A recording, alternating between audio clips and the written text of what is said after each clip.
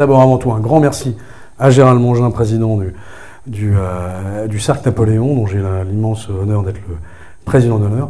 Un grand merci à mes amis de l'UNP 35 qui manifestement ont salué ma présence, puisque la dernière fois que je suis venu... 34, oui, parce que la dernière fois que je suis venu, je me suis fait piéger. Moi, je suis évidemment pas UNP 34, c'est Bayonne, première PMA. Mais bon, je me suis fait piéger, donc j'ai signé, c'est bon, je suis à l'UNP 34. J'aimerais saluer la présence parmi nous du premier adjoint au maire de la ville de Montpellier, François Villette, qui a fait une remarquable conférence sur la France américaine, l'Amérique française, surtout l'Amérique française d'ailleurs,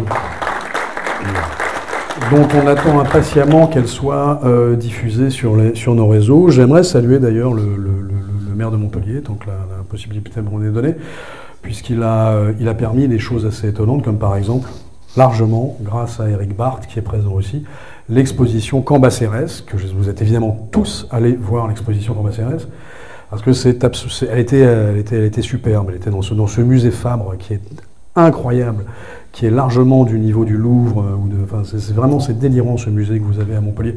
Ce musée que nous, Français, nous avons à Montpellier est absolument magnifique. Et je tiens à saluer et Eric Barth, qui est la cheville ouvrière, l'énergie derrière tout ça, et Michael Delafosse qui a permis cette exposition. Michael Delafosse qui fait face à beaucoup d'enquiquinements, d'extrême mauvaise foi en ce moment, puisque la perspective des municipales arrive, et là, quand il y a des enjeux de pouvoir, vous pouvez être tout à fait sûr, et on va en parler, que ça n'est pas forcément le meilleur côté de l'être humain qui ressort. Alors, Murat. Alors, Murat, première chose, qu'est-ce qu'on pense de Murat aux États-Unis? Eh ben, on en pense ça. Oh, no! Did someone say Murat? Prince of the Empire. He's a man so divine. He's the prince of the empire. He ate his life by wine, and he makes us all perspire. Smile shining like the sun. Now we don't need to go, but who else could beat in that mirror without knowing how to drop a boat? Hey, there he is. Here I am. Voilà, c'est quand même assez amusant de voir que les Américains font des dessins animés rigolos sur la relation imaginaire pour eux entre Murat et Napoléon, sur la jalousie de Davout et sur l'agacement évidemment de Talleyrand.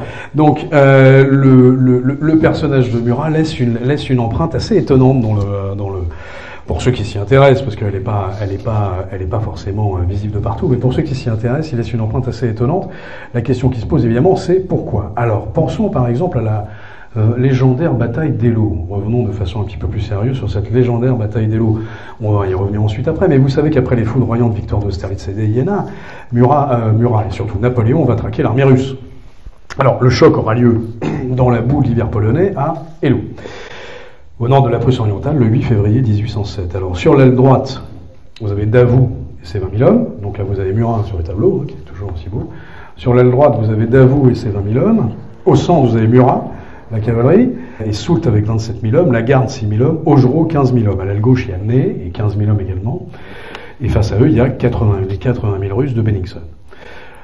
160 000 soldats en tout vont s'affronter dans la neige et dans la boue. Alors après des heures de combat, la situation est absolument inextricable parce que le corps d'Augereau, et le 14e ligne en particulier, s'est perdu dans le brouillard de la guerre, s'est perdu dans la neige et se retrouve avec une soudaine éclaircie face à un régiment russe et l'artillerie russe qui tire et qui détruit totalement le corps d'Augereau et l'intégralité du 14e de ligne. Donc là, Napoléon se retourne vers Murat et lui dit « Vas-tu nous laisser dévorer par ces gens-là » Réponse du Murat en quelques minutes, il met en ligne la totalité de la cavalerie française. C'est vous dire qu'à ce moment-là, la capacité d'organisation de l'armée française et de la cavalerie, qui est une armée extraordinairement compliquée à gérer, est excellente. Ils sont dans la boue, ils sont dans le brouillard, ils ont 6 heures de combat acharné dans les reins, et il va mettre en place 12 000 hommes. Les dragons de Grouchy, Klein et Milhaud, les lourds cuirassiers d'Hautpoul, au tout les brigades légères de Colbert et de Bruyères, en tout, vous allez avoir 80 écadrons, en gros 12 000 hommes. Et ça va partir. Le sol va se mettre à trembler, la neige va commencer à voler. Les Russes commencent à comprendre qu'il se passe quelque chose, ils ne voient pas ce qui leur arrive dessus. Et la rumeur commence à circuler. Et le bruit augmente, le bruit augmente, le bruit augmente. Alors d'abord le tremblement, puis ensuite le bruit des cuirasses. Puis d'un seul coup, les hurlements, et puis là, la rumeur circule. C'est Murat. Et c'est au moment de la circulation de cette rumeur que les soldats russes, certains, commencent à s'évanouir. Alors ça, on le sait, parce que il y a des mémorialistes des deux côtés, aussi bien chez les Français que les Anglais, que les Russes, que les Autrichiens. Et donc, dans les mémoires des officiers russes, il y a effectivement des témoignages qui disent que les soldats s'évanouissent.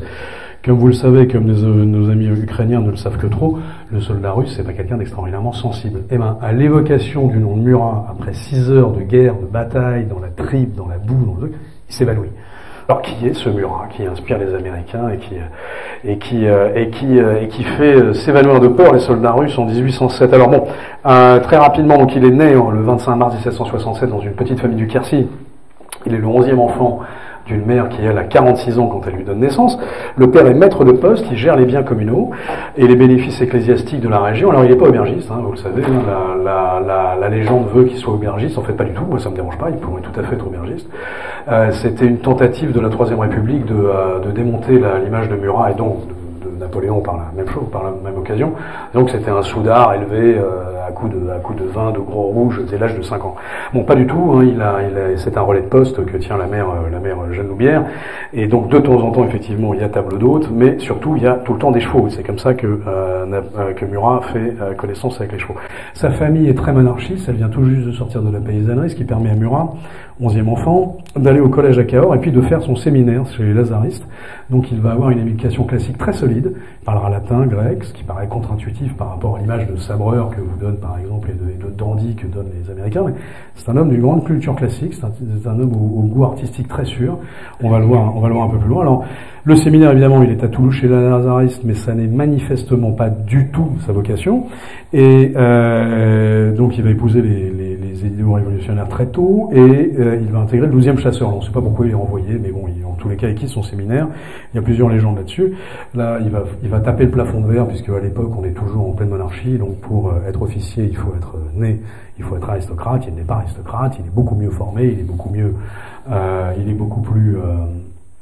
à même de s'occuper de chevaux et de s'occuper d'une section, mais néanmoins il ne sera jamais officier, donc il finit par vouloir faire des rébellions, des mutineries, donc il est viré de ses régiments, il va se réfugier à Saint-Céré, il va fréquenter les salons intellectuels du Lot, et il va être élu du canton de Montfaucon pour représenter le département du Lot à la fête de la Fédération du 14 juillet 1790. Il sera membre de la garde constitutionnelle de Louis XVI, ce qui est assez contre-intuitif, tout ça. Et il va surtout devenir chef d'escadron des hussards braconniers. Alors ça lui va très bien. On s'entend de l'alliance visuelle. Donc les hussards braconniers, c'est les corps francs qui sont là pour faire des attaques éclairs contre les positions ennemies, ou en éclairage, ou en éclaireur. C'est des commandos à cheval. Et il est ensuite chef d'escadron du 21e sacheur. Alors évidemment, ce qui va tout changer, c'est le 13 Vendémiaire. La tentative de coup d'État royaliste à Paris, où là Bonaparte est à la tête de la sûreté de Paris et doit éteindre cette tentative de coup d'État royaliste. Il y a le chef d'escadron Murat qui est là, il dit j'ai besoin de canons. Murat file au Sablon, c'est l'actuel métro Sablon de la ligne 1 du métro parisien. Murat il va, il tue quelques royalistes à l'occasion, il revient avec les canons et il réussit à ramener les canons à Bonaparte. Et donc cette journée est un succès d'un point de vue des révolutionnaires, pas du point de vue royaliste, parce que ça fait beaucoup de morts du côté des royalistes. Après le succès de Toulon et après ce succès de Vendémiaire, Bonaparte s'impose comme un sabre de la République, et ça va lui ouvrir les portes de la campagne d'Italie puis d'Égypte. Donc il aime beaucoup Murat à ce moment-là, il l'intègre tout de suite dans son état-major. Donc il est très impressionné par l'énergie et les qualités de meneur-en-homme de Murat, et Murat évidemment est totalement fasciné par le magnétisme de ce jeune général Bonaparte. Alors à partir de là, il va devenir effectivement, il est premier colonel, Murat, il va devenir aide-de-camp de Bonaparte, et c'est le début de l'épopée, donc ils vont plus jamais se quitter, des sommets alpins au sable d'Égypte, en passant par l'Espagne, l'Italie, la Russie, l'Allemagne, la Prusse, la Pologne, enfin c'est complètement délirant, jusque dans la bande de Gaza. C'est Murat qui va sauver la journée du 18 Brumaire, le coup d'État qui permet à Bonaparte d'accéder au pouvoir en lui ouvrant ainsi les portes de l'Empire. Il va épouser la sœur de Napoléon en janvier 1800, le 2 décembre, le sac de Napoléon fait de Murat maréchal, prince de la famille impériale, grand amiral, grand-duc de Berg et de Clèves, roi de Naples. Il est de toutes les campagnes ou presque. Son action est à chaque fois déterminante, hein, que ce soit à Aboukir, Maragot, Austerlitz, Siena, Elo, Borodino. Il est grand-duc de Berg de 1805 à 1808, roi de Naples de 1808 à 1815. Alors à partir de 1808, la relation avec Napoléon ça se détériore et les destins vont commencer à se séparer jusqu'à la campagne de Russie. Pour la campagne de Russie, Murat a 46 ans. Donc il faut quand même y aller. Quand vous avez 46 ans, que vous avez un royaume, que vous avez une femme, des enfants, votre carrière est faite, tout est fait, et vous y retournez, et que vous revenez de cette campagne et que vous êtes accablé de reproches, ça finit par fatiguer au bout d'un moment. Puis ensuite vous avez à nouveau la campagne de Saxe, là vous avez 46 ans et demi, vous y retournez, vous faites une charge absolument colossale, vous êtes à nouveau accablé de reproches, là vous revenez en 1813, il y a un moment où vous dites bon ça suffit. Donc effectivement, Murat va faire un renversement d'alliance avec les Autrichiens en janvier 1814. Néanmoins, ce renversement d'alliance sera très court puisqu'il va aider Napoléon qui est pris à l'île d'Elbe à partir d'avril 1814. À partir du mois de mai-juin 1814, on sait que Murat a des contacts avec Napoléon à l'île d'Elbe pour préparer le débarquement du golfe Juan, alors que Murat est à ce moment-là validé comme roi de Naples par le Congrès de Vienne. Les services secrets de Talleyrand vont découvrir qu'il est en cheville avec Napoléon pour l'aider à faire son débarquement au golfe Juan. Donc là, il perd tous les soutiens qu'il avait, c'est le soutien anglais, russe et autrichien. Et il est forcé de s'enfoncer et attaquer les Autrichiens. Napoléon lui reprochera d'avoir attaqué les Autrichiens sans son autorisation, ce qui a été démontré comme étant complètement faux par Pierre Brandal et la Fondation Napoléon. C'est bien à la demande de Napoléon que Murat attaque les Autrichiens. Napoléon abandonne Murat dans le sud en lui disant « tu ne me suivras pas ». Donc bon, très bien, Napoléon court vers sa destinée tragique à Waterloo. Murat ne sera pas là-bas. Murat va tenter de reconquérir son royaume à Naples. Il va faire un débarquement raté à Pizzo. Il sera capturé et fusillé le 13 octobre 1815. Voilà la vie de Murat au très grand galop, qui est une vie absolument ahurissante. Alors là, comme je vous l'ai dit, donc avec ce 13 Vendémiaire, l'amitié entre Murat et Napoléon se noue, la liaison est là, ça y est, c'est fait, et Napoléon l'emmène en Italie. Alors, sur l'Italie, donc il est tête de camp de Bonaparte, il est chargé de la cavalerie, il va sabrer les Autrichiens à Roverodo, à Bassano, à Dego, à Mondovì, il va faire la bataille de Rivoli à pied, il est général de brigade en juin 1796, il sera blessé à Mantoue, il va évidemment passer le Tagliamento, il va faire connaissance de Caroline, la sœur de Napoléon. À l'époque, Caroline a 15 ans. Mais alors, elle tombe évidemment sous le charme du beau Murat. Elle l'épousera plus tard. Elle l'épousera en 1800. Là, on est en 1796. Et en 1797, pardon, quand elle le rencontre. Et Napoléon Bonaparte, c'est la preuve, en tous les cas, que Murat était un homme de confiance très proche de Napoléon Bonaparte à ce moment-là. Napoléon Bonaparte l'envoie ramener les drapeaux pris à l'ennemi au Directoire. Et il lui demande, en aparté, en secret, de ramener Joséphine. Alors il ne réussira pas à ramener Joséphine. Et à partir de là, une rumeur va courir, comme quoi il y a une liaison entre Murat et Joséphine, une rumeur qui n'a jamais pu être validée, mais bon, on imagine que ça n'a pas dû améliorer beaucoup la condition des relations entre Napoléon et Murat. Bon, quoi qu'il en soit, mai 98, c'est la campagne d'Égypte, donc l'objectif est de s'emparer de l'Égypte et de l'Orient pour barrer la route, évidemment, des Indes à la Grande-Bretagne. Donc le 17 mai 1798, ce sont 40 000 Français qui embarquent pour l'Égypte. Alors parmi les 40 000 Français, il y a 200 scientifiques et artistes. Alors ils prennent Malte au passage. Ils en profitent pour libérer les esclaves à Malte. Ça peut paraître un peu contre-intuitif, mais ce merveilleux ordre catholique avait des esclaves. La raison de la prise de Malte est essentiellement liée au fait qu'à Malte, il y a une imprimerie. Il y a une imprimerie en langue arabe. Et Napoléon Bonaparte, qui a évidemment tout prévu et planifié de façon géniale son expédition en Égypte, prévoit le fait qu'il va devoir imprimer des placards, des affichettes pour communiquer avec la population locale en arabe. Et il faut donc une imprimerie en arabe. Or, la seule qui existe, il n'y en a que 2 en Europe, il y en a une en Hollande et une autre à Malte. Ça tombe bien, c'est sur le chemin. Donc, c'est la raison numéro 1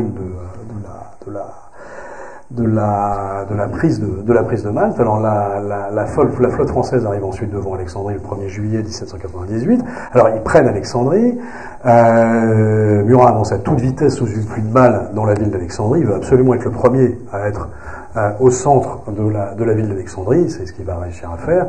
Alors vous avez évidemment la formidable bataille des pyramides, puisque vous savez qu'à Aboukir, la flotte française est détruite, donc c'est 25 000 Français contre 40 000 Ottomans. Là, c'est très étonnant, parce que c'est 300 morts français, 8 000 morts ottomans. Alors bon, ça sont les images, évidemment, de Ridley Scott, alors que vous êtes bien au courant que, bien sûr, jamais Napoléon Bonaparte n'a tiré sur une pyramide en Égypte. Tout simplement parce qu'il était à plus de 50 km de la pyramide en question quand la bataille a eu lieu, donc même s'il avait voulu, il ne serait pas parvenu. Non, Ridley Scott a voulu faire une métaphore pour dire que la campagne d'Égypte, militairement, n'a pas du tout été un enjeu et qu'il a pu se débarrasser des Mamelouks qui étaient des gros nuls très très vite. Donc c'est assez insultant parce qu'en fait, vous voyez les cavaliers Mamelouks qui tombent de leurs chevaux au moment où le boulet attaque. Bon, c'est un petit peu exagéré, mais de fait, effectivement, le rapport de force sur chacune de ces batailles pendant la campagne d'Égypte va être de quelques centaines de morts du côté français et de plusieurs milliers à chaque fois du côté ottoman. Alors pourquoi ? Parce qu'en fait, Bonaparte va redéployer la tactique, qui est une vieille tactique mais qui marche très bien, du carré, avec des positions d'artillerie à chaque angle du carré et au milieu des carrés, les scientifiques et les artistes pour les protéger.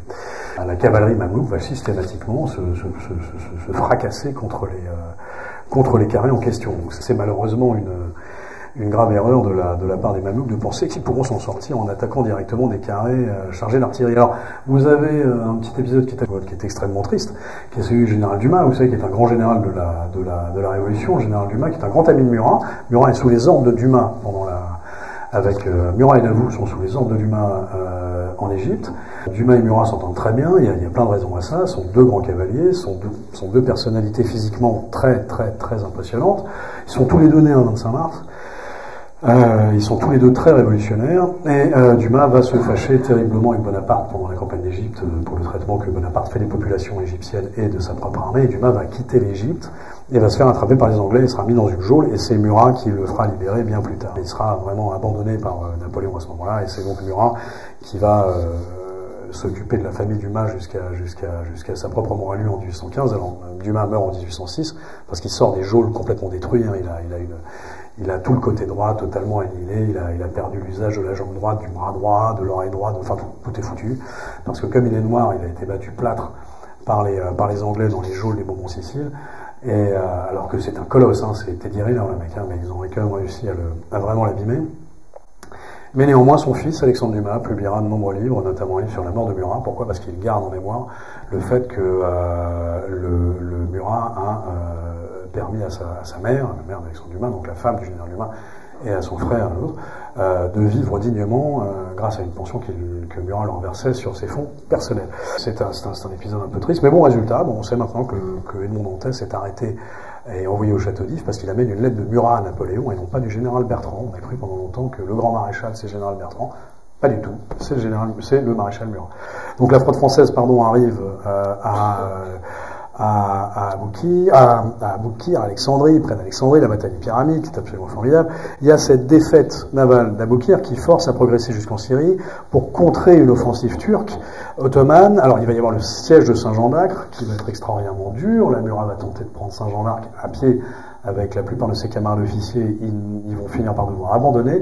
Ils vont néanmoins saisir Gaza et Jaffa, et Murat va pousser jusqu'à Nazareth et à Hébron avant de rentrer au Caire le 14 juin 1799. Là, une flûte turque entre-temps a pris la mer pour débarquer sur les arrières de l'armée de Bonaparte, donc il faut repartir au Caire. Et donc on va se retrouver à nouveau sur la péninsule d'Aboukir. Et là sur la péninsule d'Aboukir, il y a les armées ottomanes de Mustapha Pacha. Et le 25 juillet 1795, Napoléon Bonaparte, c'est une phrase apocryphe, mais cette bataille va décider du sort du monde, et vous avez 11 000 Français contre 18 000 Ottomans, 220 morts français, 700 000 morts ennemis. Donc Murat agit de façon tellement magistrale qu'il est fait général de division sur le champ de bataille. C'est grâce à lui que ça va permettre le retour de Bonaparte vers la France, parce que ça va ouvrir le départ du général Bonaparte vers la France. À ce moment-là, il y a ce rapport du général Berthier. Le général Murat a montré dans cette journée autant de sang-froid que de talent. La déroute est complète, l'ennemi est en désordre, et frappé de terreur trouve partout la baïonnette et la mort. Mustapha Pacha lui tire un coup de pistolet dont la balle l'atteignit au-dessus de la mâchoire inférieure. Murat, d'un coup de sabre, lui abattit 2 doigts de la main droite, et le faisant saisir par des soldats l'envoyaient au quartier général. Donc il prend effectivement un coup de fusil un coup de pistolet dans la bouche, et là vous avez cette lettre de Murat à son père qui est assez mignonne, le lendemain de la bataille d'Aboukir. Vous saurez qu'un Turc, et les Turcs ne sont pas ordinairement très galants, m'a fait la gentillesse de me traverser la mâchoire d'un coup de pistolet. C'est vraiment un coup unique et extrêmement heureux, car la balle qui est entrée par un côté, à côté de l'oreille, est sortie directement de l'autre, n'a offensé ni mâchoire, ni langue, ni cassé aucune dent. On m'assure que je ne serai nullement défiguré. Ainsi donc, dites assez belle, s'il en existe, que Murat, pour ne plus être aussi beau, n'en sera pas moins brave en amour. C'est un Gascon 100%, les gars. Non, on est en plein dedans. Là. Sur la campagne d'Égypte, Chateaubriand, dans la mémoire d'Outrepont, écrit que dans ces lieux des miracles, Kléber et Murat renouvelèrent les faits d'armes de Tancred et de Renaud. Ils dispersèrent les populations de Syrie, s'emparèrent du camp du Pacha de Damas, jetèrent un regard sur le Jourdain, sur la mer de Galilée, et prirent possession de l'ancienne Béthulie, c'est l'actuelle Cisjordanie. Donc, évidemment, tout ça permet à Napoléon Napoléon Bonaparte de revenir en France. Alors, il a des nouvelles de la France. Pourquoi? Parce que vous avez une flotte anglaise qui est au large de l'Égypte pendant que Bonaparte occupe l'Égypte. Et cette flotte anglaise, ils sont là pour empêcher les Français de sortir, mais ils n'osent pas tellement attaquer. Et donc, Bonaparte, ça fait que c'est Bonaparte en face. Ils se sont bien rendus compte que c'était pas la peine d'essayer. Tant que Bonaparte est en Égypte, on n'y arrivera pas. Mais Bonaparte fait un deal avec les Anglais. Il leur donne des fruits et légumes pour qu'ils évitent de tous mourir du scorbut. Mais en échange, il veut les nouvelles de la France. Donc on lui envoie le moniteur, le truc. Et donc Napoléon est parfaitement au courant de ce qui se passe en France. Donc il découvre assez rapidement que le directoire, ça commence à virer chocolat, quelque chose de concret. Donc il faut repartir. Il négocie avec l'amiral, suite à la victoire d'Aboukir, qui a défoncé les Turcs. Donc les Anglais se disent, c'est vraiment foutu, Bonaparte, on n'arrivera jamais à le sortir d'Égypte. Donc le jeune amiral, qui est un des bras droits de Nelson à l'époque, négocie avec Bonaparte, et Bonaparte lui dit, écoutez, c'est pas très compliqué, vous me laissez passer, et puis après, vous éclatez, moi c'est pas mon problème. Donc il abandonne un peu Kléber et l'armée quand même derrière, mais le jeune amiral en question se dit, c'est la seule façon qu'on a de récupérer l'Égypte, c'est de laisser partir Bonaparte. Parce que si on ne laisse pas partir Bonaparte, on ne récupérera jamais l'Égypte. Alors il y a une lettre de Nelson, il faudrait que j'arrive à la retrouver, à ce jeune amiral, qui est à hurler de rire, avec cet humour anglais, où il le tense, les termes exacts. En gros, écoutez, cher ami, nous ne pouvons que nous féliciter de cette incroyable vision dont vous avez fait preuve, en voulant reprendre l'Égypte, en la libérant de Bonaparte, et en nous envoyant, nous, Bonaparte en Europe. Vous avez vu à quel point ça a fait du bien à tous les coalisés. Et donc en gros, merci d'avoir lâché Bonaparte. Maintenant, on l'a sur le dos. Le type a connu une carrière dans la Royal Navy qui a été plus que sommaire. Et c'est la raison pour laquelle Bonaparte a réussi à partir. 18 et 19 Brumaire, donc vous connaissez tous l'histoire par cœur. Donc Napoléon. Bonaparte fait malheureusement un très mauvais discours, se gratte le visage, Lucien regarde Murat, qui se dit, tiens, c'est l'occasion, là, Murat, vite, sauve-nous, parce que sinon on va tous être mis hors la loi. Bon, citoyens, vous êtes dissous, foutez-moi tout ce monde là-dehors. Bonaparte prend les rênes du pays le 20 Brumaire, il est premier consul, les portes de la légende viennent de s'ouvrir, Murat n'y est pas pour rien. Alors, pendant que Napoléon était en Égypte, les Anglais ont profité pour refinancer un petit peu les Autrichiens, pour qu'ils reprennent un petit peu les positions en Italie.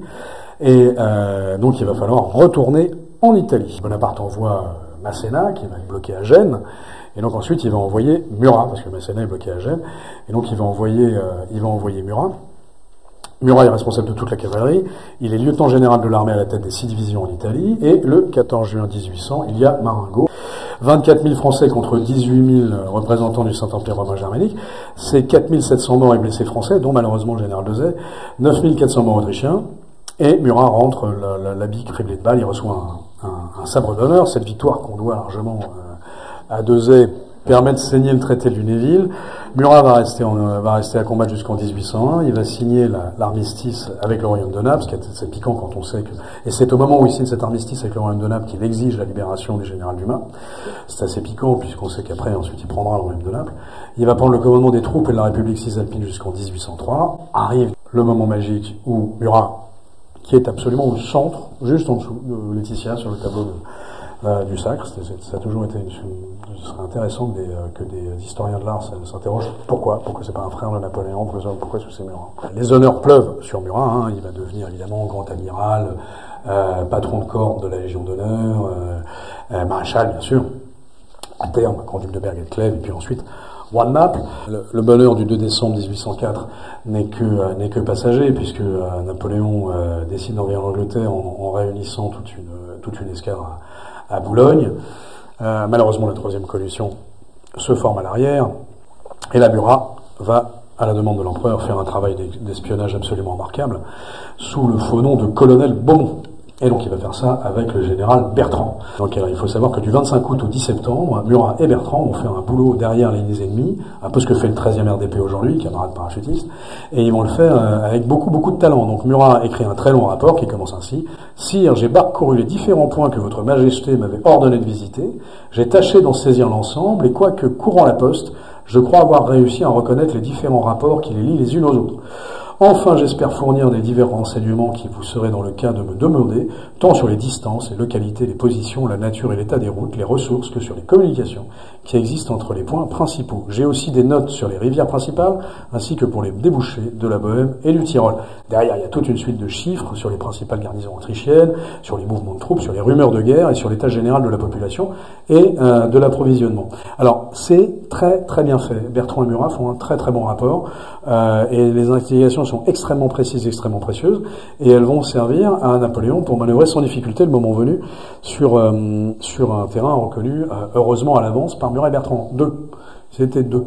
Ils ont infiltré pendant 3 semaines toute la zone allemande sous un faux nom, alors que l'un est quand même à ce moment-là prince impérial, Murat, c'est après le, et Bertrand est déjà général.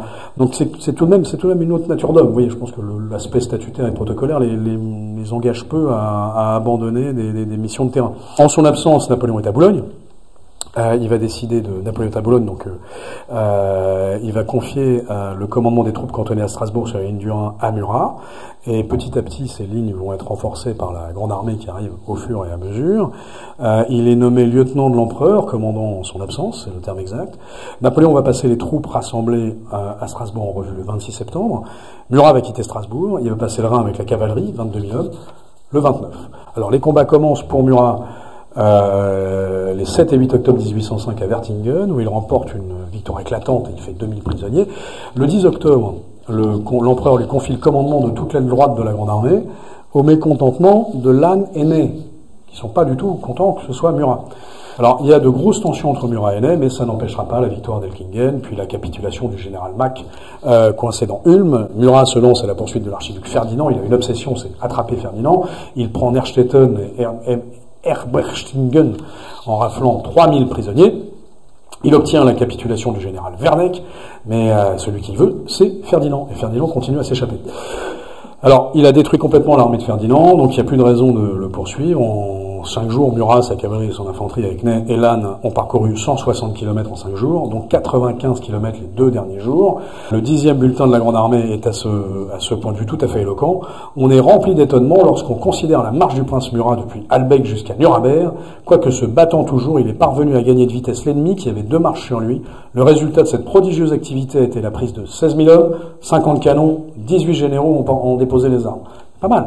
C'est comme un joli résultat en 5 jours. La campagne de Bavière est terminée, donc en route pour Vienne. Donc on se rapproche dangereusement pour les Autrichiens et les Russes d'Austerlitz. Le 13 novembre, il y a ce passage assez rigolo dont j'avais parlé la dernière fois, qui est le franchissement du pont à bord sur le Danube. Vous savez, le pont à bord, c'est un des derniers ponts qui n'a pas été détruit par les Autrichiens. Il faut pouvoir le passer, et Murat propose à Lannes de faire une espèce de ruse pour passer ce pont et de faire croire au prince de Hochberg, qui est de l'autre côté du pont, que l'armistice est en discussion et que donc c'est pas la peine de s'embêter, arrêtez de nous braquer avec vos canons, on est tranquille. Et donc ils vont flâner sur le pont en plein jour. Murat le plus empanaché possible pour être le plus reconnaissable possible, et Lannes avec toutes ses décorations pour être le plus reconnaissable possible par les snipers potentiels. Et donc ces deux-là se retrouvent à flâner tout seuls sur un pont qui est entièrement miné. Au bout du pont, il y a une bouche à feu avec de la mitraille. Autour de la bouche à feu, il y a des snipers qui prennent le pont en enfilade, et derrière tout ça, il y a une division autrichienne. Y aller tous les deux, c'est pas mal. C'est-à-dire qu'il y a quand même il y a une intimité entre Murat et Lannes qui est réelle, qui va se retrouver d'ailleurs après la campagne d'Espagne. On n'en parlera pas de la campagne d'Espagne sur ce coup-là parce que ça demande des développements trop longs. Mais Murat fait une dépression après l'affaire espagnole, et il va soigner sa dépression chez le maréchal Lannes. Donc je sais pas pourquoi il y a des historiens qui ont voulu voir une inimitié profonde entre Lannes et Murat. Ça n'est pas le cas. Il y a vraiment pas d'inimitié profonde. Ils s'entendaient bien, c'est de la même région. Effectivement, Lannes était candidat pour épouser Caroline aussi, mais c'est pas Murat qui a gagné parce qu'il était meilleur. C'est Caroline qui a choisi. Donc c'est pas l'empereur qui a choisi, c'est Caroline. Et donc ils vont traverser ce pont ensemble, Lannes et Murat, pour miner à nouveau avec des mitrailleuses en face, c'est complètement fou, enfin donc des bouches à feu à l'époque, et ils vont réussir à convaincre le prince Adolphe de détourner ses canons des troupes françaises, et pendant que le prince détourne ses canons des troupes françaises, vous avez en loose day sous le pont des grenadiers qui mouillent les mèches à feu de tout le minage, qui mouillent la poudre, qui débranchent les trucs, et Murat est là, Murat va recevoir le prince Adolphe longuement, avec du vin, des choses superbes, il va dire, écoutez, cher prince, rejoignez Vienne, et pendant ce temps-là, les troupes françaises commencent à passer, et la division autrichienne ne réagit pas. Et Auersberg dit, ouais, ok, j'y vais, puis bon, il s'en va. Et donc, il arrive à faire passer toute la droite de la Grande Armée grâce à ça, par le pont à bord. Alors, c'est amusant parce que, je vous l'avais cité la dernière fois, mais tout de même, les deux témoignages sont drôles. Vous avez Tolstoï qui, dans Guerre et Paix, raconte cet épisode. Je ne plaisante pas, il n'y a rien de plus vrai et de plus triste. Ces messieurs, Murat et Lannes, arrivent seuls sur le pont et affirment que c'est l'armistice et que eux, les maréchaux, viennent pour parler avec le prince Auersberg.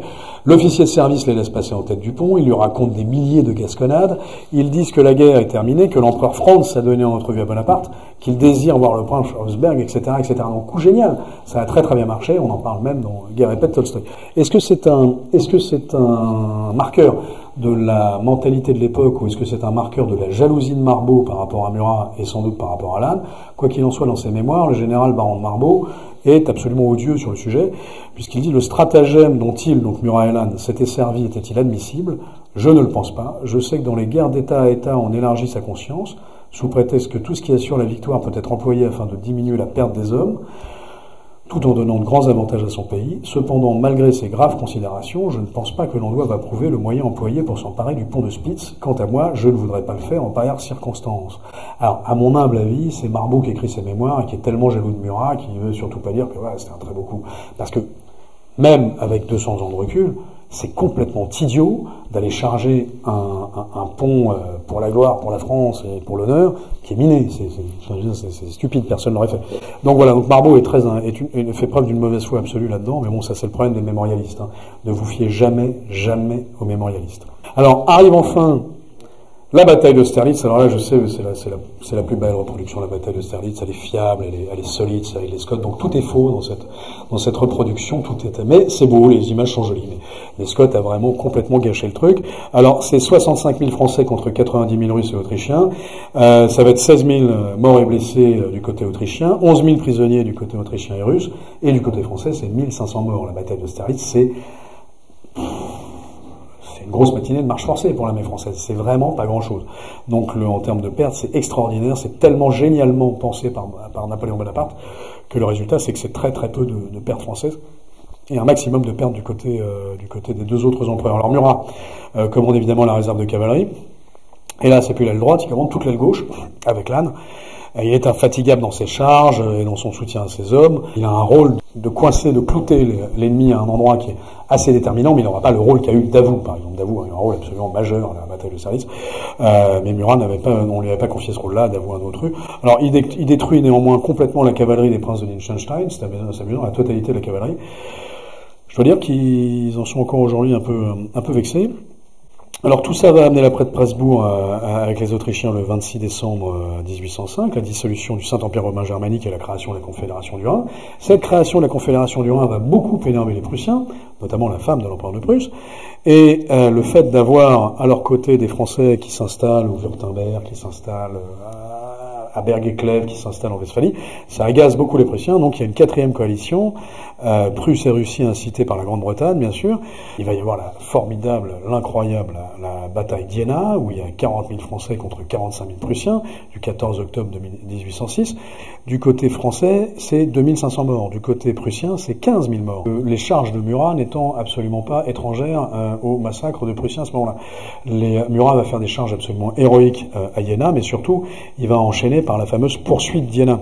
du 16 octobre au 11 novembre, où il va détruire la totalité de l'armée prussienne, avec sa seule cavalerie, en 4 victoires. Erfurt, capitulation du prince Hohenlohe, Stettin, grâce à Lasalle, et capitulation de Schwartau, et Murat enverra cette très jolie lettre à Napoléon. Sur 125 000 hommes de l'armée prussienne, 100 000 hommes sont mis hors de combat par la cavalerie de Murat. Sire, le combat finit faute de combattants, c'est ce que lui envoie Murat, c'est évidemment un clin d'œil au site de Corneille, hein. Murat a des lettres, Murat est un homme cultivé.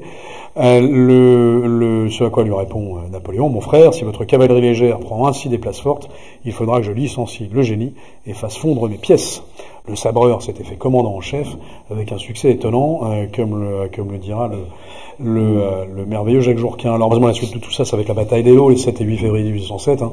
Donc là, on en a un peu parlé, hein, 65 000 Français contre 84 000 Russes. Et à nouveau, le rapport de force est vraiment contre les Français.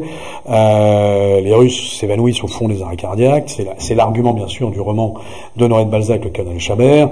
C'est le poème, Le cimetière d'Eylau de Victor Hugo, puisque vous savez, l'oncle de Victor Hugo, Louis-Joseph Hugo, était capitaine de 50e de ligne. Tout était neige et nuit, la bise pénétrante soufflait et grelottant nous regardions pleuvoir, un gouffre le poing blanc dans un abîme noir, la bataille pourtant semblait devenir pire, c'est qu'un royaume était mangé par un empire. On devinait derrière un voile un choc affreux, on eût dit des lions se dévorant entre eux. Alors le choc a été tellement brutal qu'en fait, après la bataille d'Eylau, qu'il a fallu imposer une pause des deux côtés. C'était pas du tout la fin de la campagne, mais ils ont imposé une pause.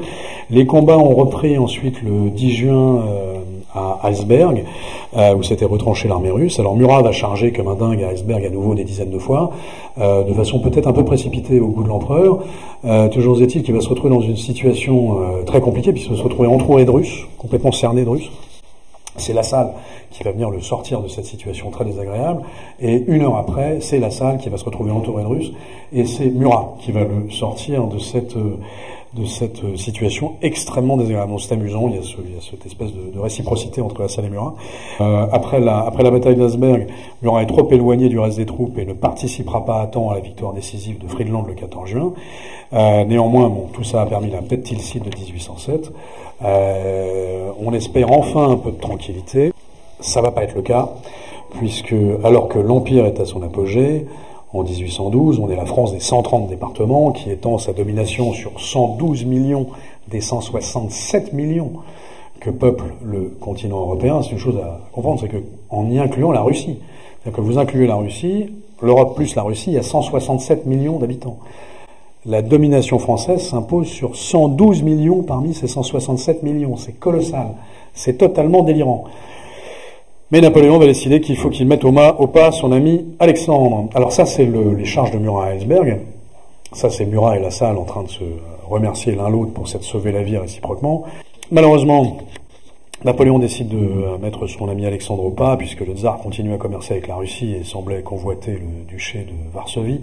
À ce moment-là, à peu près tous les proches de l'empereur, Berthier, Caulaincourt, Duroc, tous les hauts dignitaires, Cambacérès, Chiméric, Fouché, Descresse, le ministre de la Marine, mais également les conseillers d'État Roederer et Réal, recommandent à Napoléon d'abandonner cette folie d'envahir la Russie. Alors en fait, il n'a pas vraiment envie d'envahir la Russie, il a envie de coincer les armées de Bagration et de Barclay-de-Tolly en Pologne. Il va commettre une erreur colossale, c'est qu'il va demander à son frère Jérôme de s'occuper de ça avec Davout.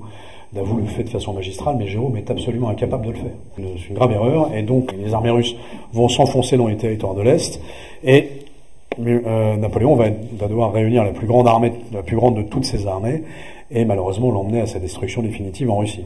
D'abord une campagne éclair dans les plaines russes, puis après il y a la fameuse bataille de Borodino-la Moskova. Alors là, cette bataille de Borodino, Murat a eu un rôle évidemment central, sur toute la campagne de Russie, il a un rôle central. Donc elle a lieu le 7 septembre 1812, donc c'est 130 000 Français contre 120 000 Russes. Pour une fois, on a un léger avantage numérique. Alors il y a 6 500 morts du côté français, il y a 44 000 morts du côté russe. Et le rapport est quand même... Alors les Russes le revendiquent comme une victoire. C'est un peu gonflé de leur part, puisque dans la foulée, Napoléon prend évidemment Moscou. Donc durant la bataille de Borodino à la Moskova, donc nous on appelle ça la Moskova, eux ils appellent ça Borodino, Murat va mener 14 charges. Pour mes amis parachutistes, vous savez quand vous faites 3, 4, 5, 6 sauts dans la journée, vous êtes épuisé. C'est juste des sauts parachutistes. Alors imaginez 14 charges. Le gars a 46 ans, il fait 14 charges et il finit à pied. C'est-à-dire qu'il termine en sabrant les Russes. Donc c'est absolument délirant. À l'époque, les Cosaques prennent Murat pour l'incarnation de Wotan, le dieu de la guerre dans leur panthéon païen. Vous savez, les Cosaques sont des gens un peu sommaires, ils sont un peu anté-orthodoxes. Et il y a beaucoup d'anecdotes qui circulent à ce sujet, où on explique que Murat traverse comme ça à toute vitesse et on le reconnaît sur son panache blanc, ce qui évidemment n'est pas possible parce que blanc sur blanc, mais on le reconnaît sûrement à son uniforme rouge. Et au lieu de lui tirer dessus, on lui fait une haie d'honneur, mais vous avez surtout cet épisode qui est très connu où vous avez un sniper cosaque qui a Murat dans son axe, et le chef des Cosaques qui lui enlève immédiatement le fusil des mains en lui disant non, la vie d'un tel homme ne t'appartient pas. Et d'ailleurs, encore aujourd'hui, vous savez qu'on porte des toasts au prince Murat, Prince Murat, dans toute la Russie. J'ai pu l'entendre moi quand j'étais en Russie, et c'est confirmé par Sylvain Tesson dans son livre La Bérésina. Alors après une campagne éclair et une difficile victoire contre Kutuzov à la Moscova, Napoléon donc prend Moscou. Alors là, il va attendre beaucoup trop longtemps avant de réaliser que le tsar n'avait aucune intention de négocier, et ce n'est qu'aux premières neiges le 19 octobre qu'il décide de retirer ses armées. Alors la retraite qui suit est un des pires désastres de l'histoire militaire, on le sait tous. Alerté par la conspiration du général Mallet, Napoléon quitte l'armée qui est totalement désorganisée au moment où Napoléon la quitte le 5 décembre 1812. Il va la confier à Murat. Et alors là, si vous voulez, ce choix est à nouveau, c'est un peu comme confier la poursuite de Kutuzov, enfin de Bennigsen et Barclay de Tolly à Jérôme. C'est pas un bon choix. C'est moi qui vous le dis. C'est-à-dire qu'il aurait mieux fait de choisir Davout. Mais il choisit Murat.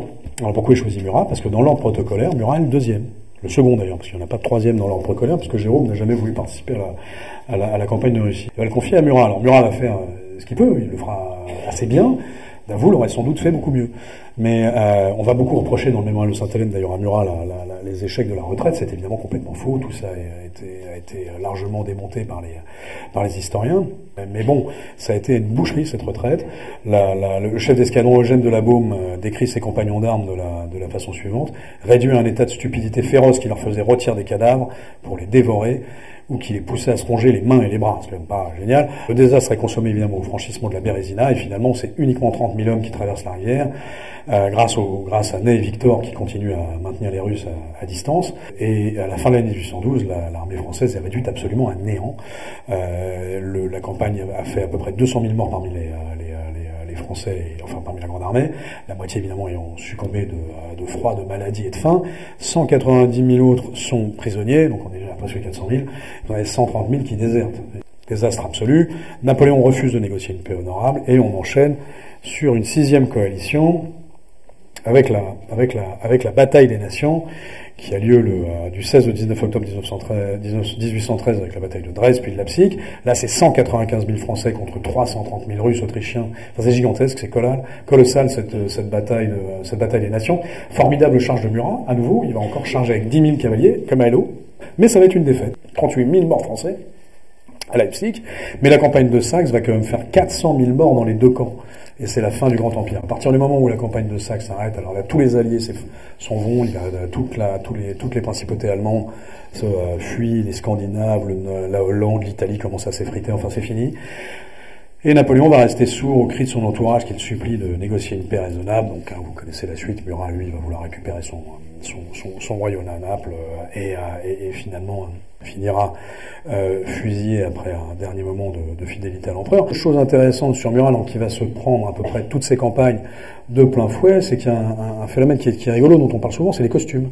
C'est-à-dire qu'il y a ce qui est absolument inséparable de la légende de Murat, bien sûr, ce sont ces incroyables costumes. On l'a surnommé l'homme aux 40 costumes. Durant la première campagne d'Italie, alors il va se distinguer avec des uniformes qui sont d'abord réglementaires, mais qui ont parfois une petite fantaisie, comme une peau de léopard, une peau de tigre.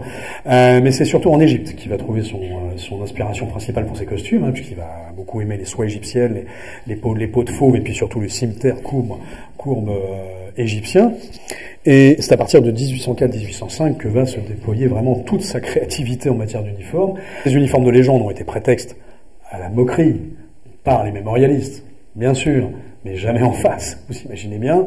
Et la phrase que l'on prête à Bonaparte lors de l'entrevue de Tilsit, qui dit Murat, allez vous rhabiller, on n'est pas chez Franconi. Franconi, c'était le cirque de l'époque. Elle est évidemment apocryphe. Il est impossible que Napoléon ait jamais dit ça.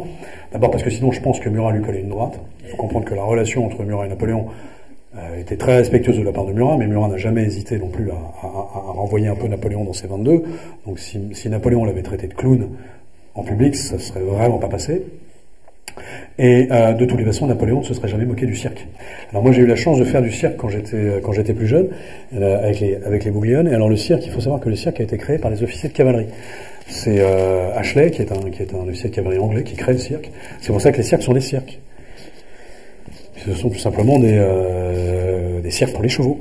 Et tout se fait à cheval, et ce sont des officiers de cavalerie qui créent le cirque. Donc jamais un militaire ne se serait moqué du cirque. C'est impensable. Donc Murat et Bourrabier, on n'est pas chez Franconi, c'est évidemment complètement apocryphe, cette phrase n'a jamais été prononcée. En ce qui concerne Murat, avec ses habits flamboyants et son goût pour l'élégance, alors c'est pas le seul. Hein. Lannes aussi fait beaucoup dans les uniformes assez étonnants.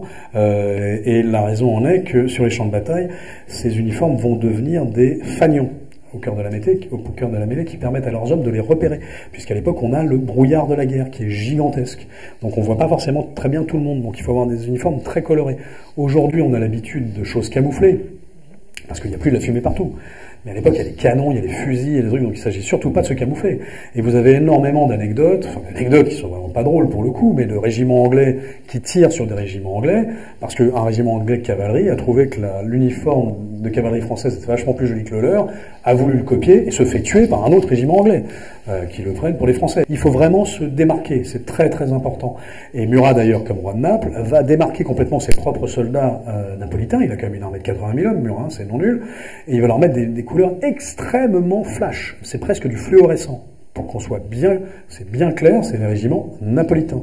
Donc si vous tirez dessus, c'est pas une erreur, vous avez choisi de tirer sur un napolitain.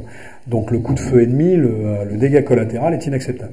Or, il y en a énormément en fait à l'époque. C'est assez difficile de comprendre la nature d'un homme comme Murat ou comme Lannes, qui fait le choix tout à fait conscient d'attirer l'attention sur lui au milieu des plus violents champs de bataille, pratiquement de tous les temps. C'est complètement délirant. C'est-à-dire que pour revenir à un niveau de massacre et de sauvagerie pareil, il va falloir attendre Verdun. Quoi. Il va provoquer volontairement la mort des milliers de fois, au cœur de la fournaise, au milieu de la mitraille et des lames, et en action, c'est une espèce de super bête de guerre qui est toujours devant, toujours devant, et toujours extraordinairement visible. Donc il charge les carrés ennemis, ces immenses masses d'os, de chair, de sang, pam. Tout ça finit explosé, et à chaque fois il en sort victorieux. Et donc ça va construire une réputation d'invincibilité qui va galvaniser les armées impériales, et ça on le sait, témoignage de l'époque, et qui va créer non seulement la peur, mais la panique dans les rangs ennemis. C'est exactement le phénomène de la bataille d'Eylau, où là, ils voient pas Murat, ils entendent simplement le nom de Murat, les mecs s'évanouissent. C'est absolument incroyable.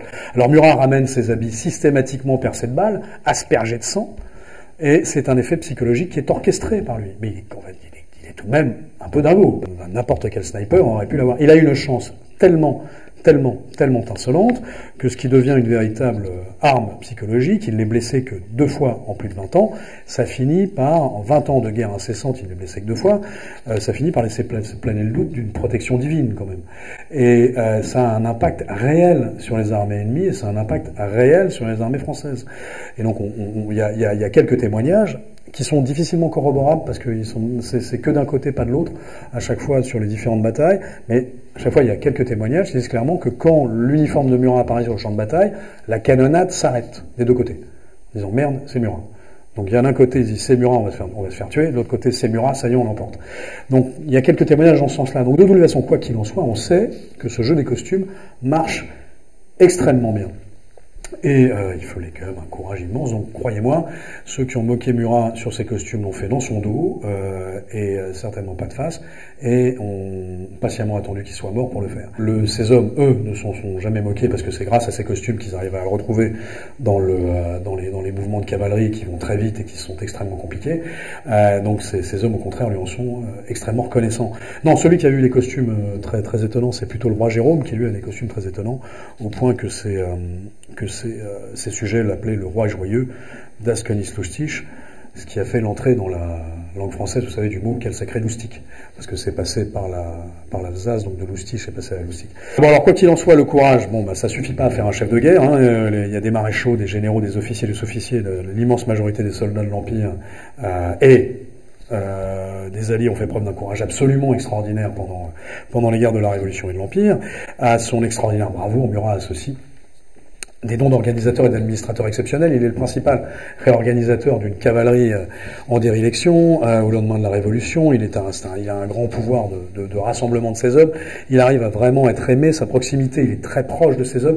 Sa proximité ajoute à son charisme. Vous avez assez peu de témoignages anti-Murat dans les mémoires de soldats. Vous avez Coignet, c'est assez difficile à comprendre. Vous avez Marbeau. Marbeau, ça s'explique parce que Marbeau était probablement jaloux. La jalousie, effectivement, existe par rapport à Murat. Elle existe aussi par rapport à Lannes. Elle existe par rapport à d'autres, hein. Mais par rapport à Murat, elle est portée à un niveau plus important pour les soldats qui ne sont pas directement sous ses ordres, enfin, pour les officiers généraux qui ne sont pas sous ses ordres, tout simplement parce que Murat est membre de la famille impériale, qu'il est roi de Naples, et que ça énerve, et que ce type, tout lui réussit. Et puis surtout, quand vous êtes dans une soirée, vous êtes officier général dans une soirée avec de jolies italiennes, ou de jolies russes, ou de jolies polonaises, il y a Murat qui rentre dans la salle, vous disparaissez. Donc c'est extraordinairement désagréable. Et moi, c'est qu'en tant qu'homme, vous pouvez comprendre, ça peut vous énerver, parce que vous êtes tout autant sur le champ de bataille, hein. Donc ça agace beaucoup. Alors en fait, les témoignages sont très nombreux sur le fait que c'est vraiment un chic type, puisqu'il va énormément aider de personnes par biais de recommandations, par biais de pensions. Il va vraiment aider beaucoup de ses soldats, beaucoup de frères de soldats, beaucoup de sœurs de soldats, beaucoup de filles de soldats. On a des cartons entiers aux archives nationales de courriers de Murat pour les recommandations de simples soldats à sa demande.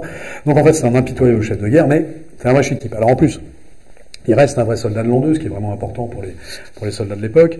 Il est l'illustration parfaite de cette aristocratie du sabre et du code civil, qui succède à l'aristocratie de la Bible et de l'épée.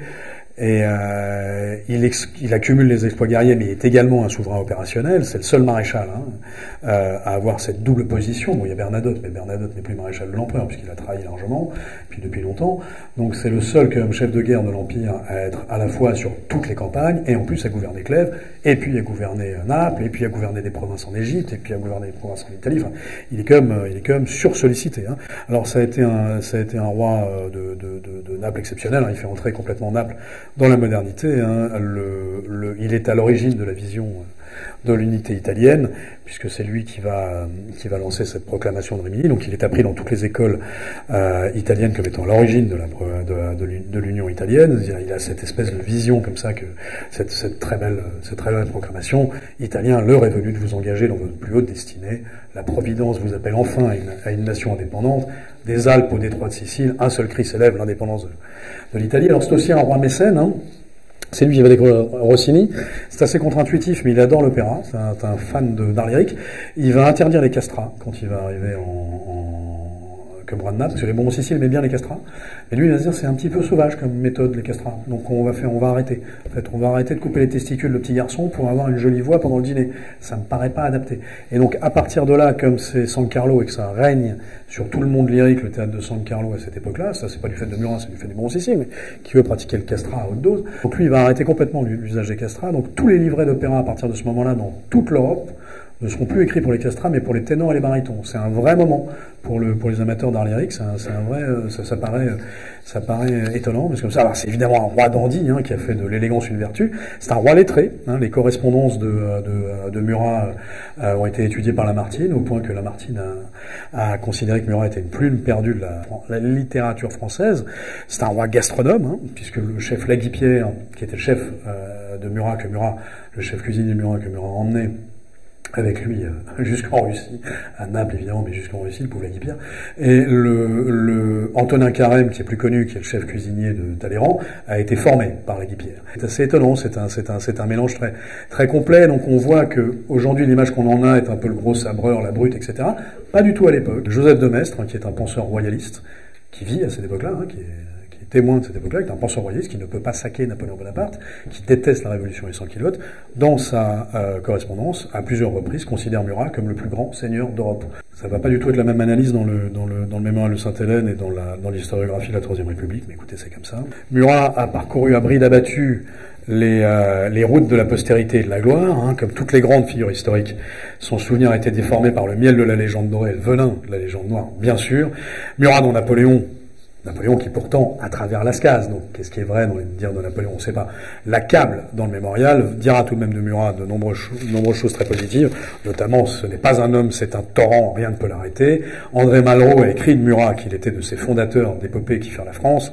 C'est un personnage historique assez étonnant, 11e enfant d'une famille simple du Quercy qui va devenir grand amiral de France, maréchal, grand-duc de Berg et de Clèves, dernier prince du Saint-Empire romain germanique, prince de la famille impériale de France, roi de Naples du système napoléonien, puis roi de Naples du système des congrès de Vienne. Il est maintenu par les puissances modernisateurs et baptiseurs de tout le sud de l'Italie. La quasi-totalité des villes de la Botte ont été construites par Murat, considéré comme le plus grand seigneur d'Europe par Joseph de Metz, connu comme un dieu de la guerre par les Russes, au point qu'on porte encore aujourd'hui des toasts en son honneur en Russie.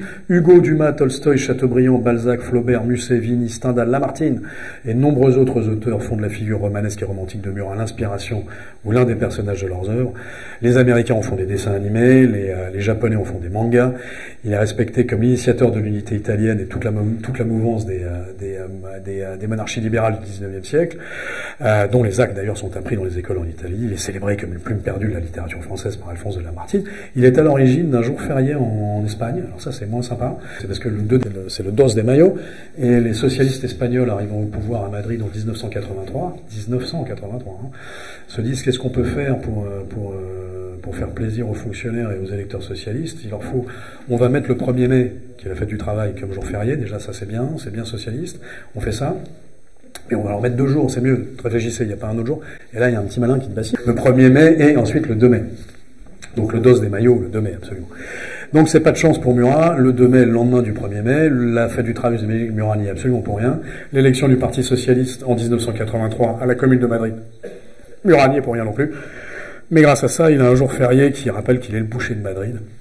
Sujet sur lequel on pourrait en dire, c'est évidemment pas le cas du tout. C'est le premier grand roi dandy. Son épouse est d'ailleurs à l'origine de l'invention de la montre-bracelet. Vous savez que la montre-bracelet n'a pas du tout été inventée pour l'aviateur Santos Dumont. Elle a été inventée par Breguet pour Caroline Bonaparte, sur les plans d'ailleurs de Caroline Bonaparte. C'est elle qui a pensé la montre-bracelet. Il est le découvreur de Rossini, le réformateur de l'art lyrique. Et malgré tout, en France, il a gardé cette espèce d'image d'un sabreur, certes talentueux, mais un peu limité. Alors je citerai simplement Lamartine pour conclure sur ce Murat, personnage finalement complètement incompréhensible.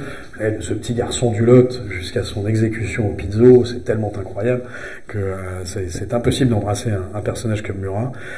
Lamartine disait de lui, 2 patries le revendiqueront, la France qu'il servit, l'Italie qu'il gouverna, mais il appartient avant tout au monde de l'imagination et de la poésie, homme de la fable par ses aventures, homme de la chevalerie par son caractère, homme de l'histoire par son époque.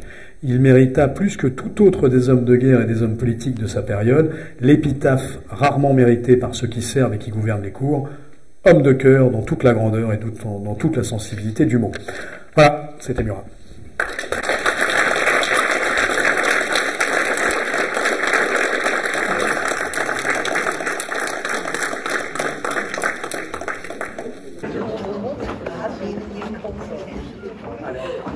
Alors, vive les Français, vive la France, vive la nation, vive le roi de Naples et vive l'empereur! Vive l'empereur! Vive l'empereur! Vive l'empereur! Vive l'empereur!